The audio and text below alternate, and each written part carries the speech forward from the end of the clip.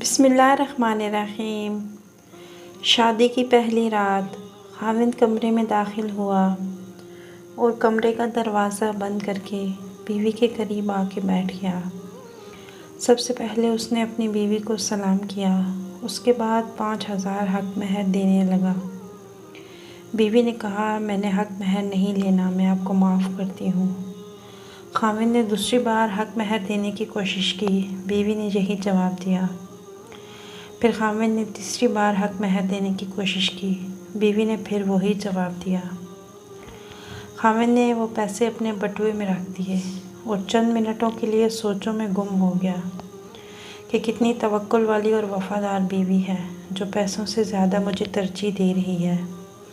اس کے بعد خاوند نے منہ دکھائی کے لیے بیوی کو 5,000 دیے، بیوی نے منہ نہ دکھایا۔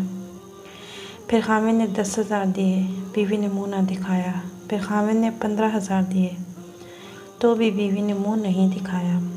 پھر 25، 30، 40، حتیٰ کہ خاوند نے 50,000 دیا، بیوی نے منہ نہ دکھایا۔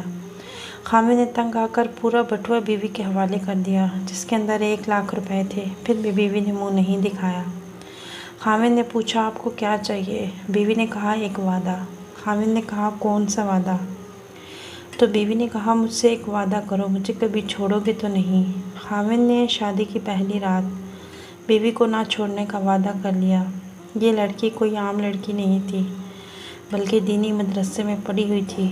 اس کے والدین نے داماد سے ضمانت کے طور پر 12 لاکھ یا زیورات، سونا یا گھر بھی نہیں لکھوایا تھا۔ ایسی عورتیں نصیب والے مردوں کو ملتی ہیں جو صرف خاوند سے پیار کرتی ہیں، ان کی نظر میں پیسوں کی کوئی اہمیت نہیں ہوتی۔ ایسی بیویاں معاشرے کے لیے رول ماڈل ہیں جن کی وجہ سے ہمارا معاشرہ چل رہا ہے۔ چاہت خلوص کی کچھ کم نہ تھی، کم شناس لوگ دولت پہ مر گئی۔ اللہ تعالیٰ سب بیٹیوں کے نصیب اچھے کریں، آمین ثم آمین۔